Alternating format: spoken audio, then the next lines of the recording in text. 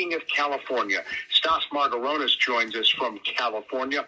He is an expert on ports. He is one of the country's foremost reporters when it comes to covering transportation issues. Stas, good to have you with us. Good morning, Dan. How are you?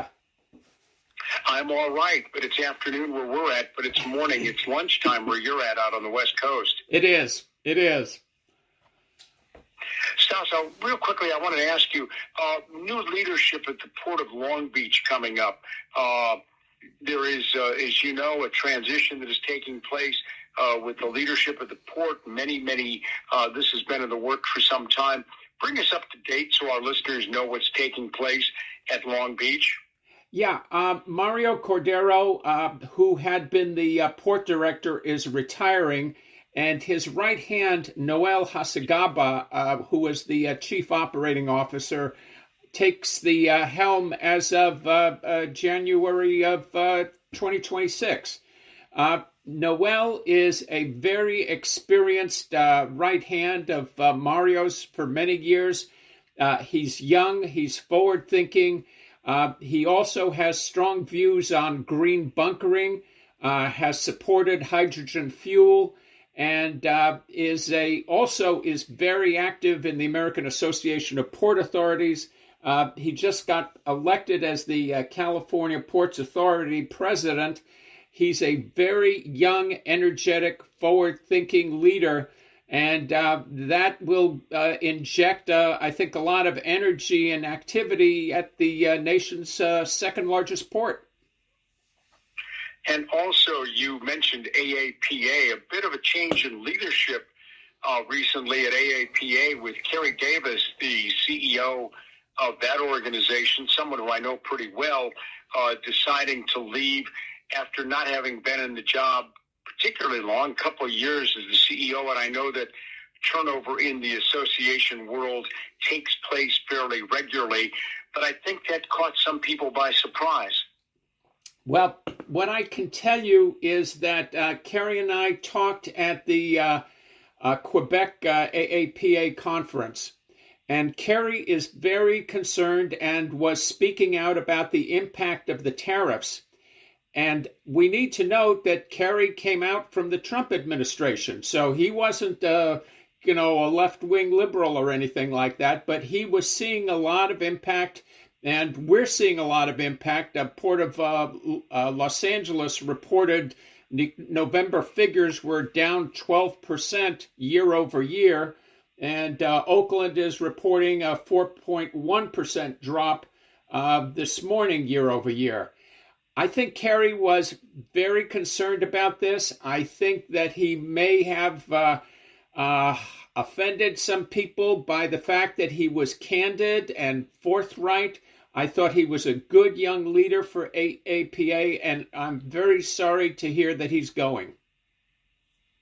Yeah, I like Kerry a lot. I consider him a friend, and we've had some text exchanges. I know that, as you said, he is a Republican and proud of that, and no problem there at all. But I know that he was very concerned about the tariff issue because if you are a Republican, but your job is to be the head of an association that represents the interest of the ports, you fight for your clients, you fight for the people you work for. Exactly. And as much as some people may try to convince us that day is night and night is day, the reality is that things are moving in a definite direction, and they are not going upwards. And you may have seen the conference board announcement this morning. I think for the fifth straight month, consumer confidence is down. Whatever's coming out of Washington, the folks out in the countryside are not happy. Well, to that point, and I'm glad you brought that up because the numbers came out this morning on the country's GDP, and to look at it, you would have thought it was Morning in America, and it was 1985 or the middle years of the Clinton administration. The GDP 4.3%. Spending, government spending was up. Consumer spending is up. Government spending has been going through the roof. Exports were strong, but there are a lot of people, Stas, who are very concerned that once the sugar high wears off, usually you don't feel too good after the caffeine or the sugar wears off. Yeah, and so let me just report for you what the Port of Los Angeles told us 10 days ago. The Port of Los Angeles said, Gene Soroka, the executive director, said that November figures were down 12% from last year. Imports, on the import side, 11% dip year over year. Exports, down 8%. The effect of retaliatory tariffs, and I'm quoting, we're also seeing the effects of retaliatory tariffs and third country trade deals on U.S. ag and manufacturing exports. This is a headwind we may face for some time. And finally, exporters are hurting. The American farmer has been harmed irreparably, as evidenced now by the conversation in Washington about a relief package for farmers. So whatever they're smoking in Washington, D.C., we are not smoking the same brand out in the rest of the country. Well, what I couldn't understand, Stas, about this relief package for the farmers is this. I have a degree in agriculture from the University of Wisconsin. I'm not an expert on agriculture, but I understand enough about it that at least I'm conversational when it comes to that. Most farmers would rather make their money selling their corn, their soybean, their beef, their chicken to other countries and to American consumers and make their money that way. They would much rather make their money that way as compared to having to put their stuff into grain bins and having it get stored and having spoilage, which some of it does, rather than taking then a check from Washington to pay them for the money that they lost because the Chinese stopped buying billions of dollars of soybeans and that other countries stopped buying billions of dollars in protein. And we suddenly find ourselves importing protein from Brazil, from Mexico, because beef prices in the United States are going through the roof. And you're absolutely right. And every businessman and businesswoman feels the same way. And the other issue, Dan, is that if I've got a mortgage or if I've got loans or I'm getting financing from the bank is not going to have a lot of confidence in the fact that I got a relief check from Washington this year and might not get one next year. And at the end of the day, what sells is what makes money and what keeps the financing going. And when you're not getting that, when you're losing markets, when you have the uncertainties, have the challenges that you just described, you're undermining the business. You're creating uncertainty, and who knows whether that relief check will be around next year. Yeah, the farmers, I'm sure, are grateful for the check, but it's a bridge. They'd much rather have long-term contracts with vendors overseas or American food manufacturing processing companies that they know that those contracts are for 3 or 5 years and that they are going to be selling X metric tons of soybean to whatever their customer is at such and such a fixed price, because then they have the one word that they love, and that is certainty. Yes. Business loves certainty. Yes. And let's not forget that the USAID program was discontinued this year, and that was a huge export support system. The problem with the deal with China is that today we have a deal, tomorrow we might not have a deal, and as it turns out from USDA, we find out that actually we're not going to sell any more soybeans this year because the soybeans that are going to China are going to be pulled from other markets according to the USDA. So the net increase is nil. So there will not be an increase in exports for soybeans this year in spite of that China deal. And the other thing we have to remember is the Chinese were getting a little nervous with the Brazilians they thought that they were gouging them on prices, and the Chinese decided that having a second source with the Americans wasn't a bad idea. Yeah, and we have figured out, because of the great innovations in farming, how to improve our yields for corn, for soybean, for all of these products that we produce. So we are producing more in a hungry world, but yet more of our food that our farmers in Iowa, Missouri, Kansas, Illinois, California are producing, instead of being sold, it's going into storage. And another small problem along the way is that we've had low water on the Mississippi this year again. And I just interviewed Jennifer Carpenter, who's the head of the American Waterways Operators. And she told me yesterday that the tug and barge industry has had a difficulty moving product down the river. And those products include our agricultural products. And of course, when you have low water, you have to use more barges. It takes more time. It slows the process down. It undermines your deliveries. So that issue is at the back of the export curve as well.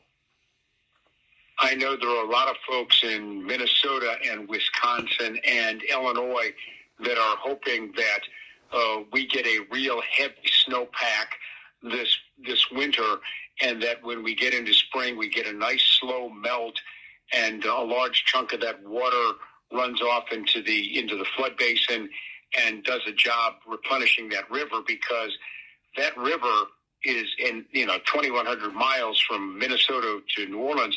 It is a tremendous carrier of millions of dollars every day worth of important products.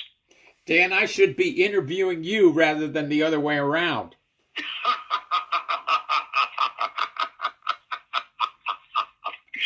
Stas, you're too kind. Stas Margaronis joins us from the American Journal of Transportation, 2:16 Eastern Time. Stas is my buddy. We talk and know a lot about ports and transportation as well. We'll continue our conversation after these messages. 21 after the hour. In conversation with Stas Margaronis, the American Journal of Transportation. He is one of the country's foremost experts when it comes to ports and understanding how our ports operate, how they function, and how we get millions of dollars of goods to and from. Stas, two questions I want to ask you in the next 10 minutes. An enormously consequential railroad merger is being proposed. $83 billion, Norfolk Southern and the UP, coast to coast, new lines between Los Angeles, Chicago, Harrisburg, Pennsylvania. This, if approved by the Surface Transportation Board, we use the word transformative. It's overhyped, but this really could be transformative. Yes, it could, Dan, and it's very, very controversial. A number of shippers are out there in opposition. The rail unions are unhappy with it. But I talked to Gene Soroka at the Port of Los Angeles, and they like the idea because they think that imports coming from Asia that go through the West Coast ports will have more access to the central and even eastern part of the country. So there's two visions on this, one positive, one negative, and the railroads are putting a lot of pressure on the Surface Transportation Board to quickly approve this. If this goes through, is this going to be a big deal for the trucking industry? You know, this is I think so. I think so. I think it will make a big difference in terms of intermodal moves, and I think it's going to have a big consequence. I think the problem is that so many smaller shippers are likely to be impacted because they're going to have to go further to get to market. So that, of course, would be beneficial for the truckers. But, you know, Dan, you never know with these things. 1 minute it looks like one thing, and then other things show up and you're surprised. but it is a very controversial merger. A lot of people are very concerned about it. And I think one of the big concerns, excuse me, is that there be a deliberate effort to make sure that the impact is understood on small and medium-sized businesses and shippers. What about the drayage industry? I've been talking to some people, and I understand this is one area where if a lot of this freight gets moved from rail off of trucks and never goes onto a truck to begin with, that this could be a pretty big deal when it comes to the drayage side of the house. Absolutely. And I can tell you that at the Port of Long Beach, which we talked about a little bit earlier, there's been a major investment on-dock rail. And on-dock rail, for those people who don't know the phrase, is that means that when the ship comes in a port and they unload the containers go directly onto rail, and they do not go on a truck. And that idea and that concept is very attractive to the ports because it reduces truck congestion and it reduces the movement of goods coming in and out of the port. You go on rail, it's more efficient, and you get it out to one of the transfer stations further outside of the port areas, and then you move those containers to a longer distance. In our case, from Los Angeles to Chicago, Memphis, and sometimes even further along. So, yes, Dan, there would be an impact. Yeah, I've heard that, Stas, that this is one of the things that, this potentially, instead of taking freight from Long Beach to the Inland Empire, instead take it to Salt Lake City or take it to Chicago or take it all the way to Harrisburg on rail on a train that comes out of the port. Maybe it gets rerouted somewhere along the way, but it stays on that same rail car. Exactly. And that's the idea behind on-dock rail, is to reduce that move inside the port. And that is an efficiency that the ports need to be able to become more productive. So it's in an investment. The Port of Long Beach is very far along. I believe they are expecting to be fully operational sometime in the next 4 or 5 years. Let's talk real quickly and pivot to the issue of AI in the transportation sector.